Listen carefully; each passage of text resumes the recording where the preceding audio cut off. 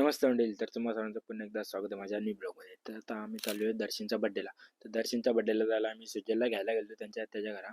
तर त्याला त्यांची पाठवत नव्हती. पाठवलं तर सुजल भाई कसा नाचायला लागला बघा. त्यानंतर गेलो आम्ही दर्शन यांच्या घरात.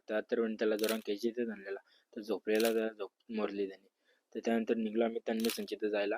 तन्मय संचित जाऊन बघताव तर तन्मय भाई इथं रील्स बघतोय. बोलशील याला आम्ही याला इथं फोन करताव न इथं रील्स बघतोय ना. तिथं जाऊन बघताव तर हर्षित भाई जिथं जाईल तिथं सारखा बरशेप करत होता तिथलं. तर म्हणून याला कुठं फिरायला नेत नाही मी.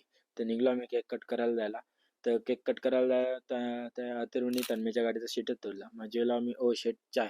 तिथे जाऊन बघताव तिथं होता रोशा. तर त्यानंतर घेतला मी केक कट करायला.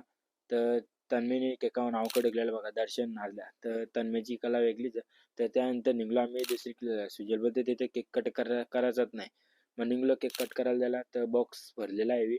मग जेवलो तिथं. मग सुजल तन्मय बोलतं मी केक असा खाणार तसा खाणार. हा बरं खा बरं. मग केक पण कट करून घेतला. केक कट करून झाल्यानंतर आशिषची कला बघा येतं.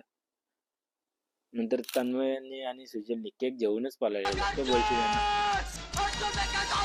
तन्मय पण केक कसा करतो त्याने तेव्हा खालाच नाही. मग त्यानंतर निघलो मी घरी जायला. तर ही व्हिडिओ कशी आवडली व्हिडिओला लाईक शेअर सबस्क्राईब नक्की करा.